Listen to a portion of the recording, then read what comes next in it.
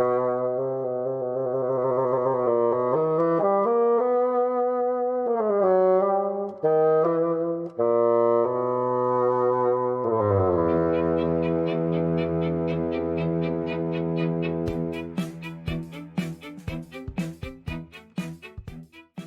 Garrett McQueen. I'm Scott Blankenship. And this is Trilloquy, True and Real Stories from the Fringes of Classical Music. An extra trill opus today, Scott. We got something for you. So some months ago, back in the summer, this article swept the internet called "It's Time to Let Classical Music Die." And first, so with the headline alone, all sorts of folks were in my DMs and on my Facebook, and I was like, oh, here we go, another article about how classical music is old and outdated, blah, blah, blah. That's what I thought, that we should let it die and focus on some other kind of music, but it's not that at all. Right, yeah, it's this really poignant perspective from a composer and a writer whose name is Nebal Maysaud. They do work in and outside of classical music when you're talking about racial equity and the dissolvement of white supremacy everywhere it exists. So it was an honor for the both of us to get to talk to Nebal, and I know that's a conversation that you're really going to enjoy. But a few little announcements and housekeeping things before we get into that. Scott, this is the first time we've been behind the mics since the Trilloquy Spooktacular came out. So I just want to thank you for all the production you did on that. I was glad to. I've gotten a lot of feedback from that opus. Oh, and, nice. I don't know if we have the time to produce something that in-depth every single week, but it was definitely something special for Halloween. So I appreciate what you did there, and specifically including the story co-written by yours truly. Yeah. I'm going to go ahead and take credit for that. Right on. Do it. So that was great. So thank you for that. And then, we've recently launched the video portions of Trilloquy, right? Right. We don't have a name for that yet, but the idea is to put you in the room with us when we have a musician come in for an interview on the podcast. And if they can bring their instrument and we can get a studio, then I'm firing up all my various cameras to get some good video to share as well. Yeah, so the first video features Nirmala and Burpati, who were here a few opuses back, our dive into Indian classical music. By now, the video of Kashi Mana Ahua should also be live. She improvised that song on the spot. Yeah, just two really incredible perspectives on this thing we call classical music that I'm sure might be a little different to you. So be sure to check those out at trilloquy.org. I also want to shout out James Napoli. I think it's safe to say that he's joined the team now. He took all the phenomenal photos you see at trilloquy.org. He helps us with the production and the facilitation of our live in-studio guests. So huge shout out to James Napoli for helping us do the good work here. And then, recently, Scott, we've made several community connections, including with the Jennings Community School. So shout out to Val and all those kids there who we've been in contact with. We're also working on sort of a live sort of performance series here in St. Paul. You want to talk a little bit about that? A friend of mine named Molly Mayer is sort of one of the music queens in the Twin Cities.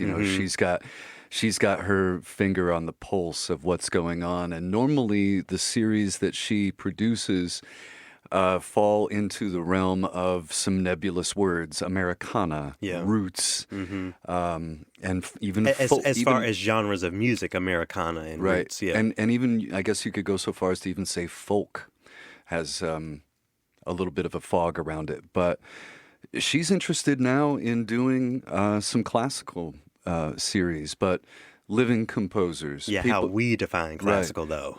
And people of color and living composers, and trying to get both the younger crowd that might be interested in it but doesn't know where to start, along with the people who are fans of it. If we can get everybody in the same room listening to something new, I think that it has the chance to be a really exciting series. The brand is growing. Trilloquy is growing. It's so exciting. It's a gradual takeover. Yeah. So this is also, shifting gears here a little bit. This is also the first time that Scott and I have been behind the microphone since the passing of the late great John Witherspoon. So I'm sure you're familiar with some of his work, Scott. Boomerang. Boomerang. Okay, I'm so glad that you know that movie because so many folks. It seems like if you get maybe 3 or 4 or 5 years younger than me, even the black folks, the black kids, don't know that movie. But I look, one of Martin Lawrence's greatest performances, as far as I'm concerned. One of the many incredible John Witherspoon performances. Most folks know him from the movie Friday, but he also played an important role in a series called the Wayans Brothers that I watched on, I think it was UPN back in those days. Didn't he have a spot in I'm Gonna Get You Sucker? Was he in that one? I don't know if I remember that. I might be thinking of something else. Yeah, maybe. Yeah, go ahead. But yeah, Boomerang. More recently, he had a role in the Boondocks, which was supposed to come back soon. So I don't know what they're going to do about that. Also, if you've heard of a show called Black Jesus, have I showed you that show yet? I haven't. Okay, next time you're over, or next time I'm over your place, we're going to watch a little bit of Black Jesus.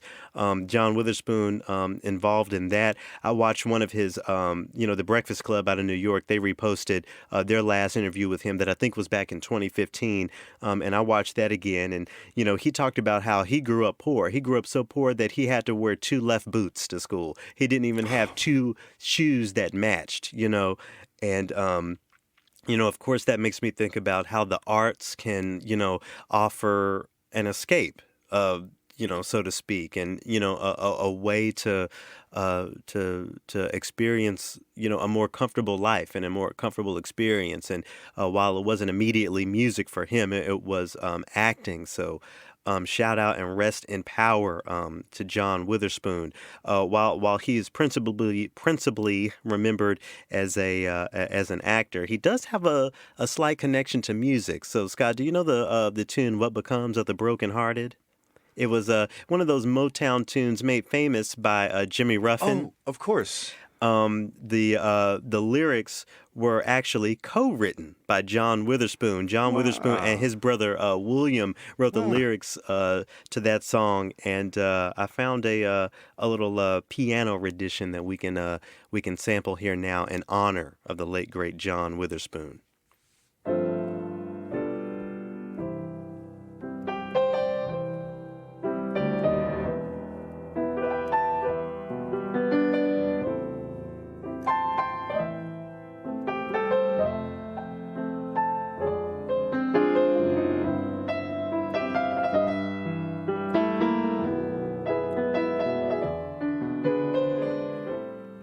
Beautiful work there by pianist Christopher Joel Carter for his rendition of What Becomes of the Brokenhearted, a song made famous by Jimmy Ruffin but co-written by William and John Witherspoon, who the world just lost. So again, shout out and rest in power to John Witherspoon.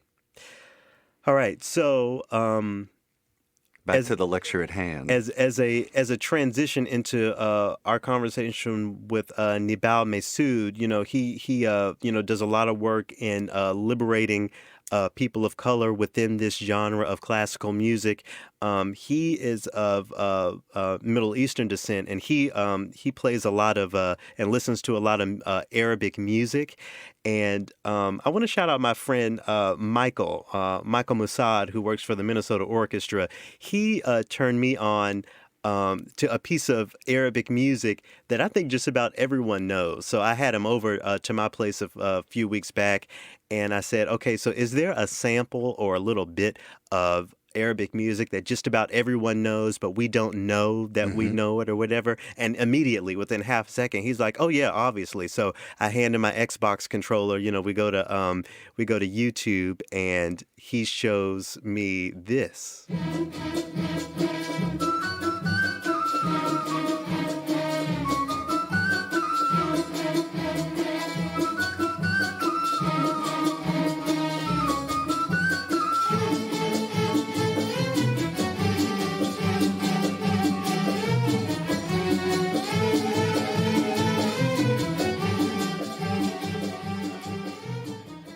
So of course, Scott. So you probably know that as a Jay-Z tune, right? Uh-huh. And so yeah, It's Big Pimpin', yeah, right? Big Pimpin'. And actually, that the sort of feud over that sample ended, if not this year, just last year, not a long time ago. And Jay-Z actually won the lawsuit for that sample. I Wow. don't know how I feel about that. If you're married to Beyonce, I'm not going to say too many bad things about you with the microphone on, but just something With the microphone on. because of course he doesn't need the Super Bowl. They need him. Whatever, y'all go back to Opus, whatever, where we talk about that.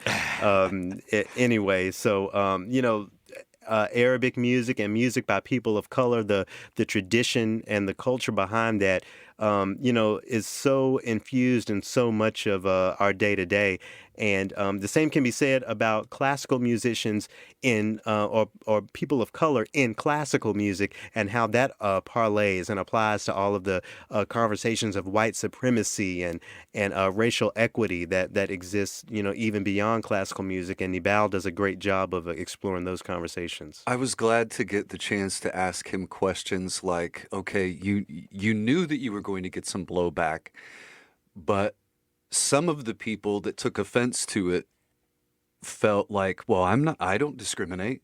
Right. And, so what if I don't have a lot of people of color in my friendship circle? I don't have anything against them. So from that perspective, I can understand how they would go, well, hey, why are you lumping me in there? Yeah. Okay. But, so it was it was great to be able to get his direct thought on that. And it was a simple one, to just listen and be there and be open. Yeah, so let's go ahead and get into the conversation we had with Nibal. Mr. Nebal Maysaud, thank you so much for joining us digitally here. It's great to have you. It's great to be here. Thank you. You're on the East Coast over in the Washington D.C. area. How's life over there been treating you? It's been good. I've been yearning to go to New York lately. Oh, really? Okay. So yeah, Well, there's a few more musical opportunities there. oh, so the music scene is kind of waning in D.C. I is what I hear. Yeah, a little bit. Oh, that's too bad. What do you think Yeah. contributes to that sort of thing? Um, I think honestly, gentrification, and the lack of funding for arts resources here. Um, there are folks definitely trying, and there's a lot of really cool arts organizations around this area, but not as much for people who are interested in projects that require a bit more funding, like classical composition. Oh, I see. Okay. Well, and we're definitely going to get into that as it applies to this article of yours that got so much attention. But before we get into that, how about you tell the listeners a little bit about your background and your musical training for those who might be unfamiliar. Yeah, so I started basically, I discovered music kind of on my own. I joined band while I was in elementary school and fell in love with the flute Okay, and the flute. kind of Okay. discovered, yeah. I eventually switched to the oboe, but I still do have a deep love for the flute. And I started composing around in high school. And classical music was kind of the music that I had the most access to at that time, particularly because I had such a great band program. So that's the music I kind of started off with. Um, and I went to college. I went to Lawrence University, studied composition there with Asha Srinivasan and Joanne Metcalf, both incredible teachers. And since then, I've been more interested in learning music about my own culture and studying that. And lately, I've been reading Johnny Faraj's great book, Inside Arabic Music, um, to kind of study what Middle Eastern music is like, try to learn the theory behind it, and hopefully compose in that style more. Yeah, yeah. And you mentioned access to band. It was sort of your access to, this sort of art music. And I have a sort of complicated relationship with that idea because I started in band in 7th grade and my career bloomed from there, but I can't help but to think, wow, what if that music training program was more encompassing? What if it wasn't just so strictly in the tradition of Western classical music? How much more engaged could more people be with art music and instrumental music if it wasn't so rigid from the very beginning when you're talking about band and maybe beginning orchestra and all that sort of thing? Yeah, exactly. I do know that there is this one organization, I forget their name, but they do like these after school classes in DC for students. And one of the things they do is like beat classes, and classes in music genres that are not just classical. Um, and I mean, I think that's exactly what's needed in our schools. I mean, I'm trying to imagine what if I had the opportunity to study Arabic music from the beginning. Right. How much more closer would I be to my culture, and how much more approval would have that gotten from my family? How much more understanding would have that gotten? Can you touch a little bit on the difference between the Western music that we know and the Arabic music that you're talking about? What is the difference? Is it a theory-based thing? What's the difference? Yeah. So the way we conceive of music is that you want to create this thing called tarab, this kind of it's similar to what we call the sublime in classical music. This feeling of elation that comes from music. And the purpose of making music in the Middle East is to always create tarab. That's your first priority. So out of that comes a need for improvisation, and also a combination of vocal music. It's a very vocal genre. So I would say it's defined by vocal music, by improvisation, but also an interesting way of looking at intervallic relationships. We have, instead of scales, we have these things called jinns, which are a Genies? series. Genies. Yeah, no, jinns. Jins. And it's a set of 3 to 4 notes, or sometimes 5. And each of them have their own intervals. Some of them are somewhere between, a major third and a minor third, or a flat and a natural. And there are 6 different ways to tune an E. And each one creates a different mood or a different flavor that's entirely in its own world. It's Cool. so interesting that you're talking about moods and flavors. A couple opuses back, we had an artist who's into Indian classical music She played the Veena. played the Veena and is a professional in that world. And she was saying, some similar things, talking about the moods of the music and Improvisation is such a big part. the improvisation parts of it. She talked about when we talk about ragas. Let me see if I can remember this number. I think she said there are 34,776 different ragas, which translate into different feelings and emotions that make this music so much more alive than the way we think about Western classical music. And maybe this is a a great time for us to get into that infamous article of yours. Nebal, you ended the article by saying, "So my fellow musicians of color, please reach out to me and let's build a future where we are liberated." So I feel like that, when I read the article, I didn't have a choice but to do exactly that. So in addition to writing and putting your thoughts out there, I have to thank you for, encouraging and inviting this feedback and the conversations that are connected with what you've said. Yeah, I'm really glad you reached out. I'm really glad to have met you. Did you anticipate the response that you got from this article? It's time for classical music to die. Not at all. Okay, Um, you thought you would just say it and put it out there, and that would just be the end of it. I expected some response. I didn't expect it to go viral.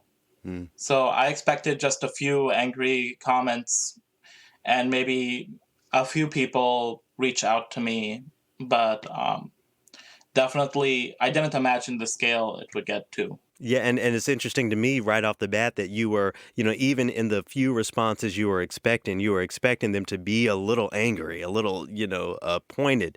towards you. Was there a specific event or anything that inspired this article and the series of articles you've written on this topic? Yeah, well, as I do mention in um, my article, I have PTSD. And part of that does come from actually a previous run in with some white supremacists at my old university. Oh my goodness. Yeah, and it's kind of where I developed these rules. I found that I was constantly breaking these 5 rules I set up in my first article, Am I Not a Minority? Where, I'm not allowed to be too radical. I must depend on white funding and institutional support. I must work within an institution, never against it. I must never express anger or resentment at my treatment, and I must remain calm when harassed. And these are rules that, anytime a person of color breaks them, they will receive a harsh response. So I knew that I would get, some negative feedback about this article because I was breaking at least the first rule. Mm-hmm. Yeah. And same thing. I also expected there to be actual neo-Nazis who would react to this piece. Ben Shapiro actually, he didn't retweet the article, but he retweeted an article calling for me to die first. Yeah, and actually, we're going to talk about that here in a bit. Yeah. I did find that, and I have that here. But before we get too deep, we're using this phrase. You use this phrase, "people of color," and I'm gonna read this excerpt from the article. You say the few scraps given to minorities are overwhelmingly white, occupied by white cisgendered women or LGBT plus individuals. The few people of color who are given access to institutional space are most often light-skinned and non-black, while also exoticized and tokenized. I struggle with that idea so much because, I've gotten a lot of flack and a lot of hate mail on the things that I've said concerning racial equity versus gender equity, who is actually the beneficiary of this institutionalized support and who isn't. Can you go more into why you make it very clear that white cisgender women and LGBT plus individuals have been historically not at the center of these quote unquote diversity initiatives? Yeah. So I mentioned in my first article that classical music institutions tend to take a top-down approach. They take trickle-down economics and try to apply that to, diversity. And I've just seen this so many times where, instead of focusing specifically on race and on racism, organizations prefer to just talk about diversity. And any time that diversity is mentioned, it almost always includes white cisgender women, and a little bit less often, but still more often than people of color, white LGBT folks. And I think their intention with that is to kind of say, look, we see the disparity here, but we're going to focus on the white minorities first, and then we'll get to the people of color. It's kind of the same pattern that's been going on, say, with the gay rights movement. After, and around my generation, where folks were saying, let's take care of the white LGBT folks before we get into, trans people of color or homeless LGBT youth who are also more often people of color than they are white. And we see that also in the media as well. White minorities, tend to get more media coverage than minorities of color. So I think, in classical music, we're taking that same lens, the same view that we're going to help the people who are closest to the top, who are the most privileged first, because those are the people we see first. There are more white women visible in classical music than there are queer people of color. Yeah, and what you Mhm. say reminds me of one of the leaders of the International Women's March, Tamika Mallory. I saw an interview of hers, and I'm paraphrasing here, but she said, "When you don't focus on the most marginalized, you're always leaving people behind." And even in your article in "It's Time to Let Classical Music Die," you acknowledge that a lot of the things that you have learned are rooted in, Black liberation work by queer women, specifically queer Black women, and how that conversation really drives the inequity that we see in classical music so often.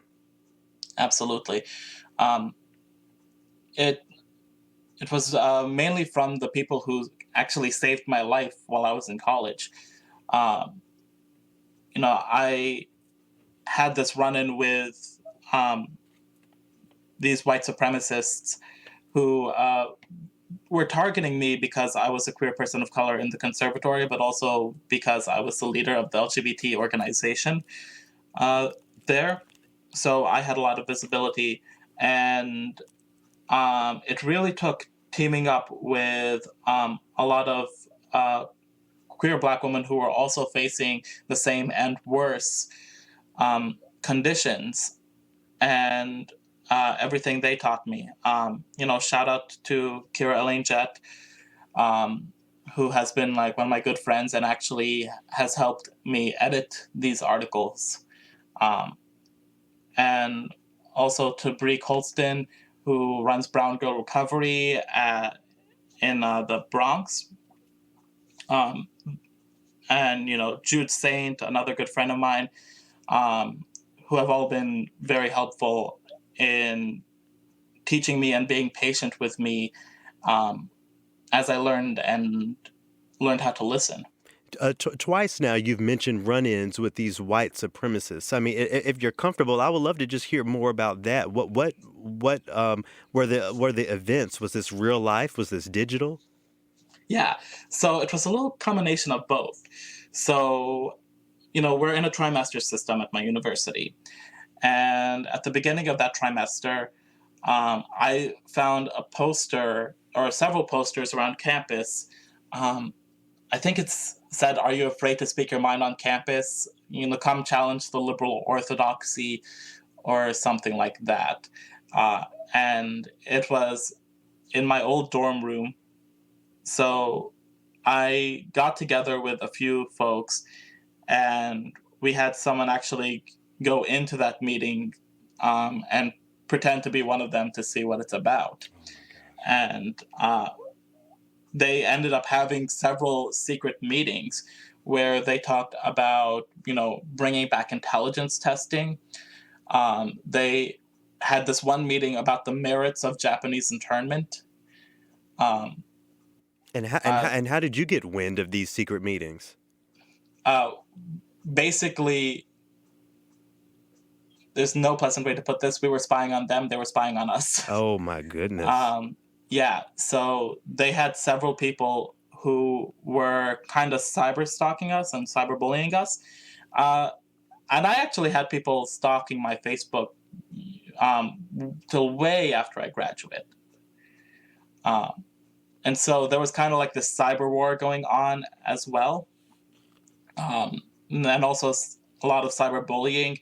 Um, there was this one person who was uh, just being aggressive to many of my friends. Um, this was also at a time when I wasn't completely out as being genderqueer. And I was actually outed several times because they found a private account of mine. And someone who I discovered was actually one of my close friends before this event actually went into my private account, um, shared this sensitive information with them. And so they were literally, spying and stalking us. Did you ever feel physically in danger? Yes. Would you mind talking about that a little bit, or is that too sensitive for you? No, I can talk about it. Um, Even if it's just one instance. yeah. Um, well, there wasn't any direct threat of violence to me. Someone did send a picture of a gun to my friend. And I also knew that the way the security worked in that school, anyone could walk up with a gun and start shooting at any minute. It's very easy to do that there. And we also were just frankly not getting the support of the university. This was an organization of students who were trying to be officially recognized by the school.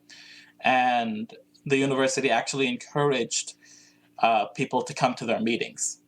So, that's a traditional PWI move. But so we knew that the school didn't have our back, and that it's so easy for someone to actually get violent. There was one instance where we were somehow all ended up smoking cigarettes behind a dumpster, and that was one point where I was sure a fight was going to break out, but luckily one didn't. Yeah, and it was also a bit difficult because I have an oath of nonviolence. So if someone started attacking me, I could defend myself a little bit, but I couldn't fight back. So I ended up getting a secret dorm room for us to hide in that no one knew about, because everyone knew where we lived. And I, as an oboist at the time, I kept a clear plan to use my reed knife in case of an emergency, or my roommate would, or at least would just hide it from plain sight.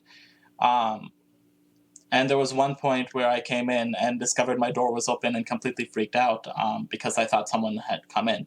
So it wasn't that there were any direct threats to violence, but anything was believable, anything was possible. But you felt it.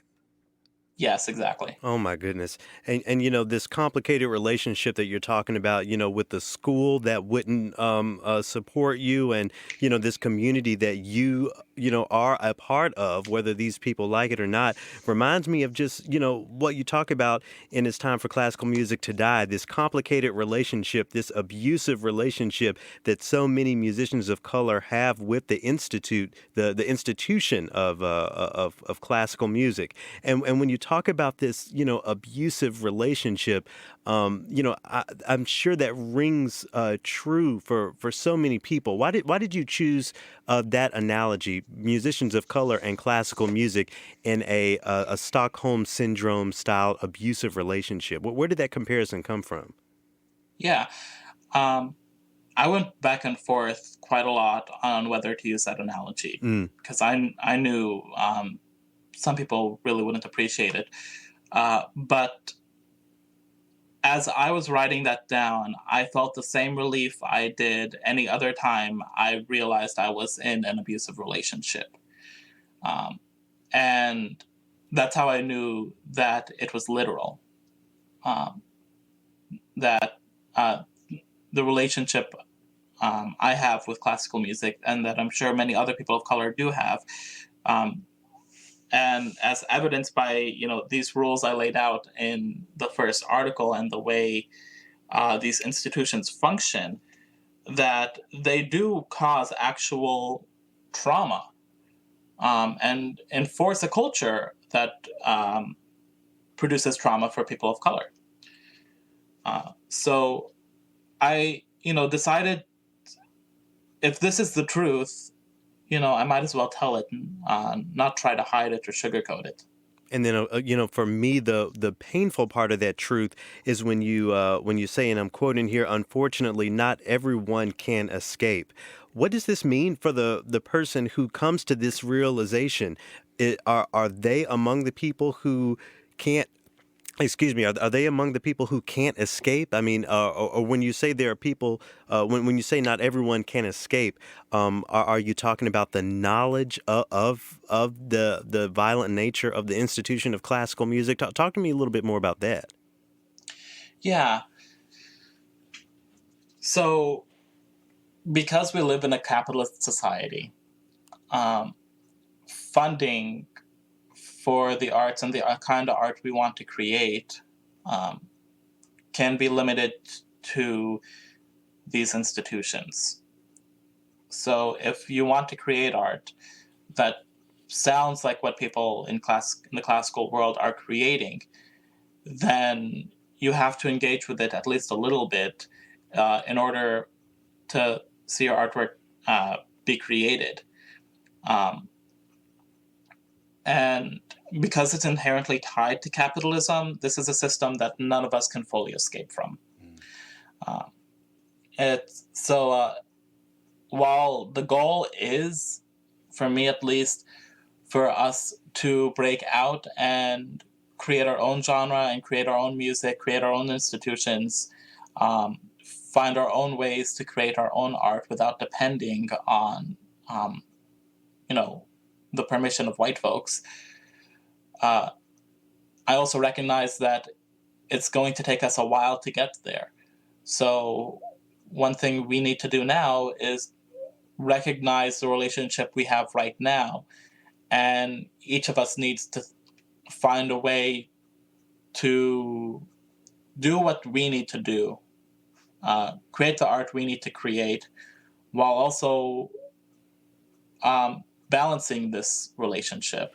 And you make such a great point when you tie, the more I do this work and the older I get, the more I really see and realize the role that capitalism plays in all of these issues. I think of Scott, I think about it most when, I'm on the internet looking up, maybe I just need to know the year a piece of music was composed. So I'll type in a composer, especially with the contemporary music, I'll type in a composer's name and the piece of the music, and I have to sift through the first 8 or 9 or 10 or 11 links of how to buy this piece of music and how, I can be advertised to versus learning about the actual piece of music, from there all the way, Nebal, to what you're talking about.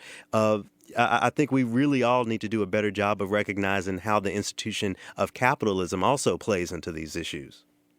Absolutely. Actually, Nabal, if I could ask a question from the perspective of the middle-aged white person that I am, that is not looking at all and probably can't see the things that you write about in your articles, I have a couple questions for you. From the first article, Am I Not a Minority? And building on the idea of trickle-down social justice, what in your mind is more equitable for people of color and musicians of color and on the LGBTQ plus in that community? Are you of a mind that their music featured inside a regular season is more equitable, or should there be concerts dedicated to those composers?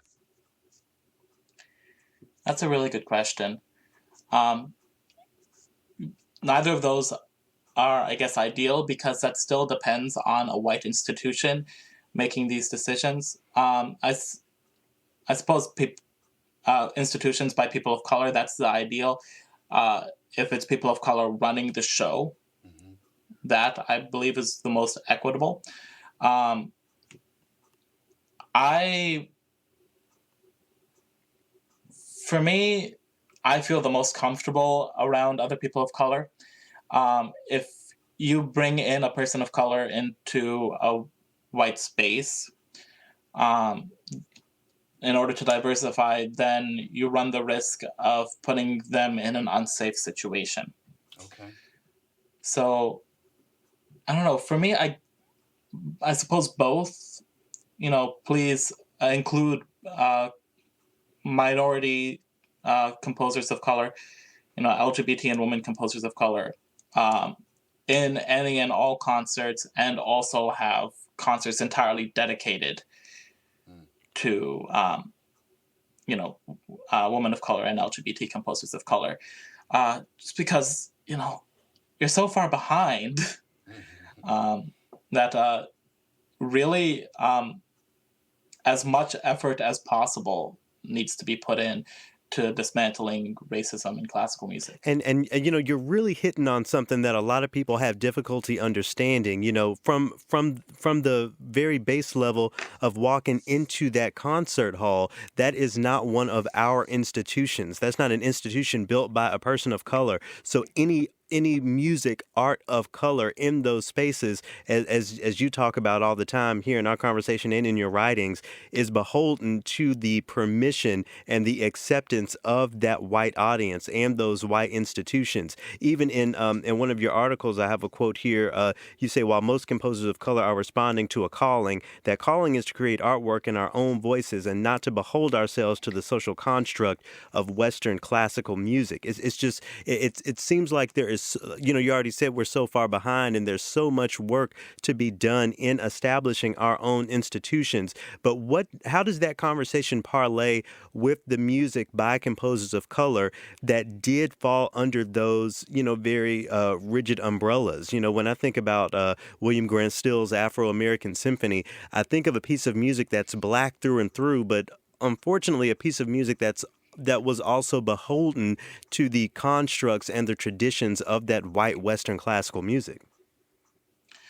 Of course. And, if you listen to my music, it's also beholden to a lot of these constructs by Western classical music. I still view that as music that's by people of color through and through. And even though it comes out of that structure, I think just because white people do not consider that as classical as music by white classical composers. You can see that by just how often folks like William Grant Still are performed. Florence Price is getting a moment now, but she is way overdue. Ruth Gibbs, too. Yeah. So, I think in the new space we create, we can still perform music by these great composers. But this time we would have a space to honor them with what they deserve, which is way more than what they're getting now. When you talked about, let me back up a minute. Garrett and I found a couple responses to "It's Time to Let Classical Music Die." And they were sort of toothless, No short, thought. no Yeah. real thought, or not much anyway. But really, I think you could boil it down to they missed your point. Yeah. And so my question is, for the people who think, comparing this to Stockholm Syndrome is going too far, these are people who might be sitting there thinking, I have nothing against you.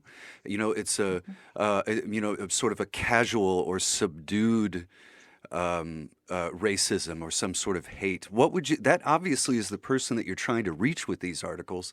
So if you had the chance to ask them, or if you had a chance to talk to them and they missed the point, what would you say to the person that says, no, that's going too far? And let me pin something on to Scott's question. When I first came across your writings, I felt so validated that someone was actually engaging this. I posted some of those ideas on the classical music subreddit, and the feedback and the pushback was so violent and so angry that the thread had to be locked down and removed. And I'm not sure that that's ever even happened on that corner of Reddit and the internet. So, as Scott asked, what is there to be said about this violent pushback toward these ideas and toward this rhetoric? Yeah. Like I said, as I was writing the article, I was honestly really afraid because I knew it was a radical take. So, it would have been pretty irresponsible of me to not expect, some kind of response like that. For the people who said that, the beginning metaphor went too far, I would honestly apologize for not putting a trigger warning in the beginning. I I was planning to do that, and then I honestly just forgot, and Mm. yeah, that just didn't happen. But then again, who is Uh, that triggers warning in service to? yeah. For me, I would have put that for anyone who has been in an abusive relationship before. Sure. I can see the mention of this kind of metaphor bringing uh, back some really bad memories. Um, and since it is such a sensitive topic, and my article was written, it was me reaching out to musicians of color primarily. I didn't really care much for any of the white people reading it. I was honestly surprised that there were even a few white people who understood the message and appreciated it. Mhm. I wasn't expecting even a single white person to get it. Sure, sure. Um, But while you say that, you weren't expecting a single white person to get it, in the article, in one of the closing lines, you acknowledge that white allies are there, but they're few and far between. So, what defines one of these very few and far between white allies for you? for me, all you have to do is just listen. Um, all you have to do is have the ability to sit down with someone and hear the honest truth and just listen to it. And that's such a low bar, but it's rarely met. Um, See that I have to say that that kind of breaks my heart because I I'm of a mind that I am open to listen to anything, regardless of who it was written by or who is playing it, because if it's good, that's what I'm interested in.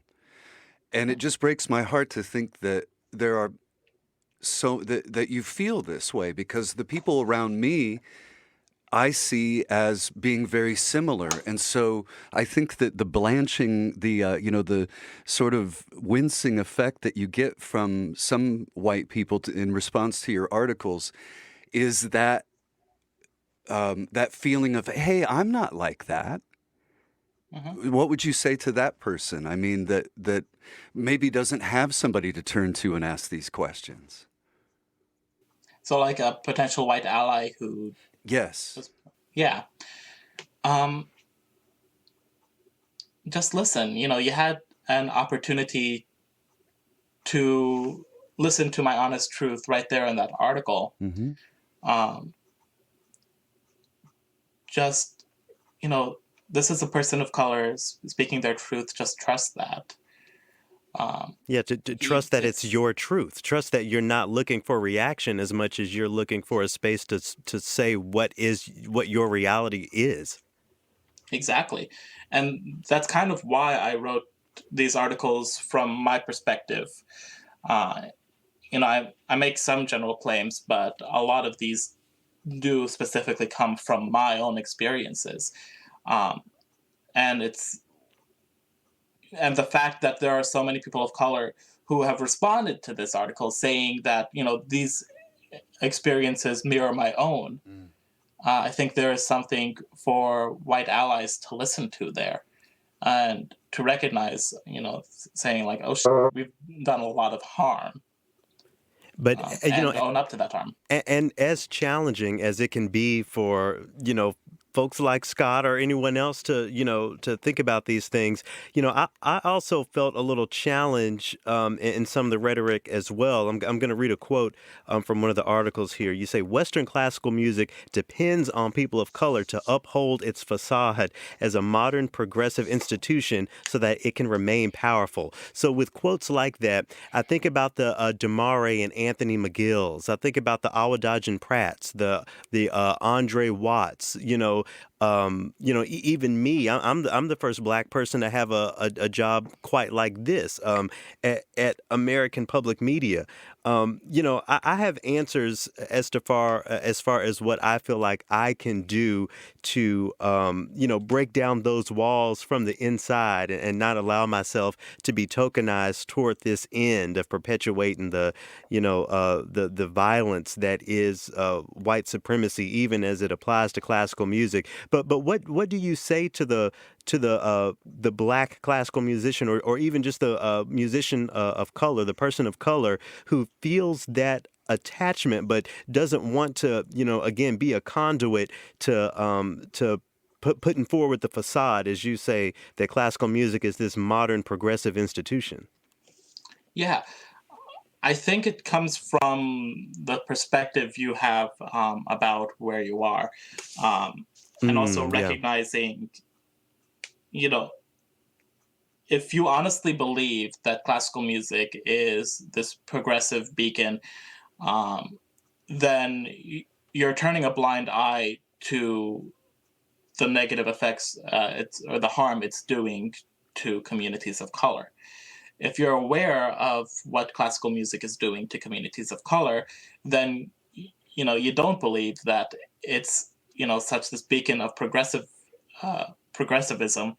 that a lot of these white funders are trying to claim. Um, and it also follows through with whether you break the rules of how they want you to behave or not. I think it's our duty to break these rules. Um, I think it's on us to call out these behaviors when we can, call out when a friend of ours is being mistreated, call out these calls for scores that, have absolutely no black people in it, even though they had like 100 finalists or something like that. Um, Call out injustices where you see it. And I think that's exactly what you're doing. I think that's exactly what so many people of color are doing today. And that's, to me, doing the most work towards creating the community surrounded by us or centered on us. Um, so, honestly, if you're a person of color and you feel a little bit challenged, that it's good to be aware of the relationship you're in with classical music, but you're probably already doing good work to try to make that relationship better for yourself. Oh, well, I just have, one more question. And, Uh-huh. I toyed with whether or not I wanted to ask this, but I'm going to. Okay. I don't think there's any question around the idea that the organization that Scott and I work for, American Public Media, there's no question that the organization has done its part in upholding some of these violent and outdated rhetorics and perspectives when it comes to classical music. There's no question about that.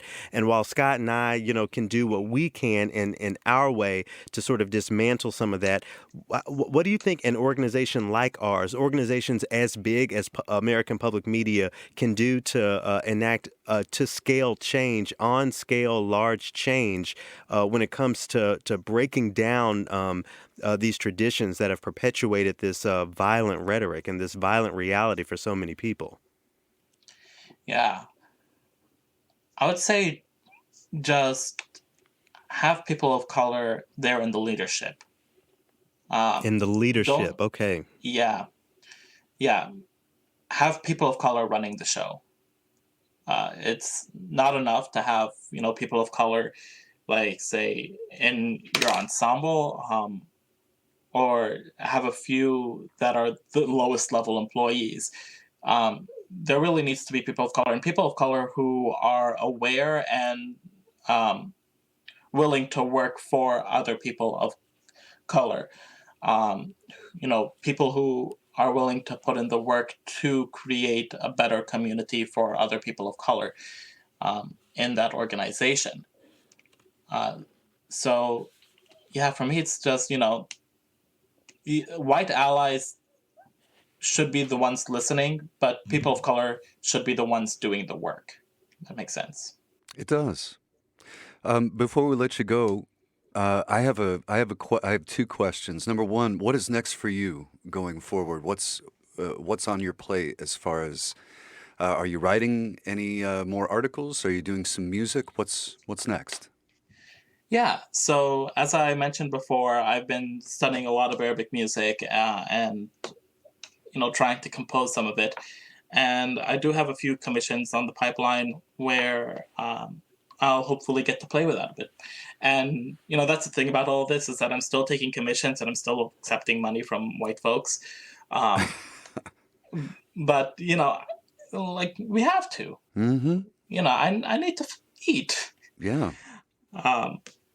But that doesn't mean I can't be aware of that kind of relationship. And this just puts me in a position where I can manipulate that to my favor.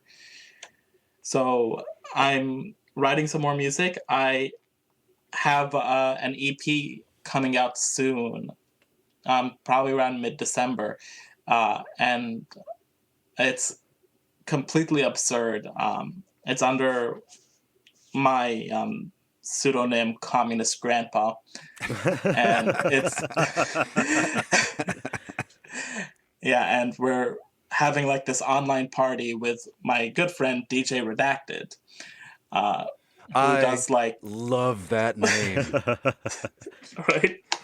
Yeah, we need to get together with my band, Radical Posture. Oh, I love that. Let me close it up on a softball question. What composer are you digging on right now? Who's in your playlist? Oh, that's a good question. This isn't a composer, but a famous singer. Just because it's in Arabic music, you learn the singer before you learn the composer. Yeah. But Kulthum has been someone I've been listening to constantly. You'll have to spell that. Sure. UMM, then Kulthum, KULTHUM.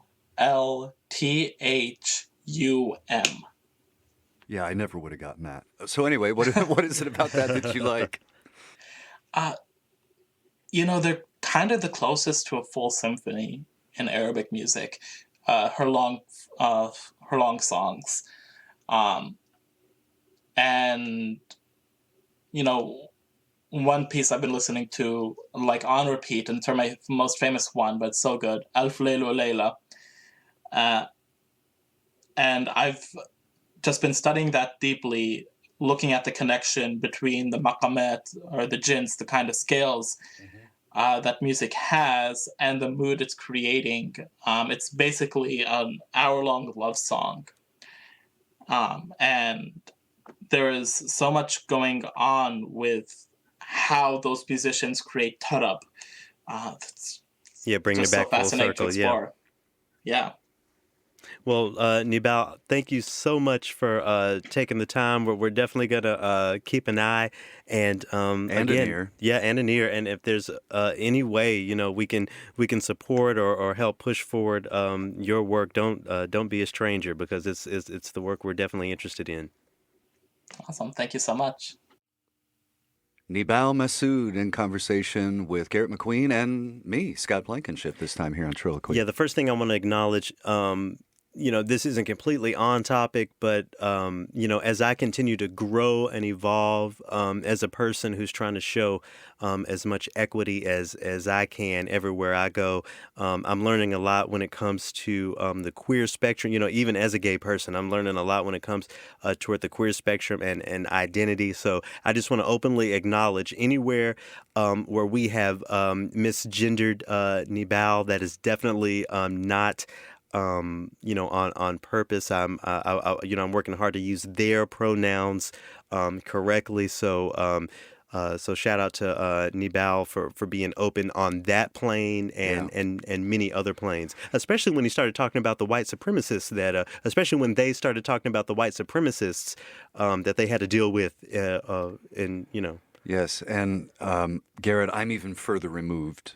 I apologize for the times that I said he rather than they, there, or them. And it's not just Scott. We both understand the conversation of intent, and good intent, and right. how that doesn't matter and that doesn't apply. So I'm not trying to absolve us of that as much as I'm just trying to make the point that awareness is very important, and as we continue to grow our awareness, we will do better. As the great Maya Angelou said, do the best you can until you know better. And then when you know better, do better. So huge shout out and a huge thank you to Nebal for offering their perspective on classical music, going into those articles, and and what institutions like ours can do to move forward. Scott, I was a little nervous to throw our organization under the bus a little bit. I mean, not throwing the organization under the bus, but just again, growing our awareness and acknowledging how American public media has perpetuated some of these issues and how we can, break them down. And I think that intent is there as well, and the fact that things are changing, albeit in a slower manner than many people would like. At least there is some intent that I feel is growing. So Yeah.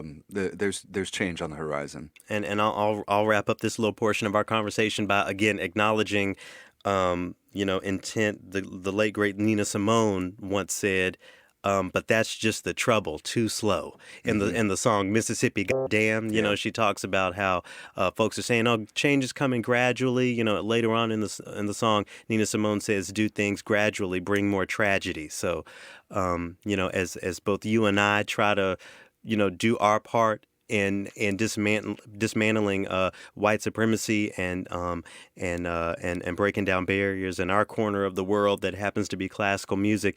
I hope even if you aren't a classical musician specifically, to read Nebal's writings and to really think about them and see how they can apply to you and your work and your everyday life and making this world a bigger and better place. Agreed. Yeah. Thanks for that. So on the next opus of Trilloquy, Scott, we're going to get into the topic of music therapy. Do you have any experience with music therapy or therapy otherwise?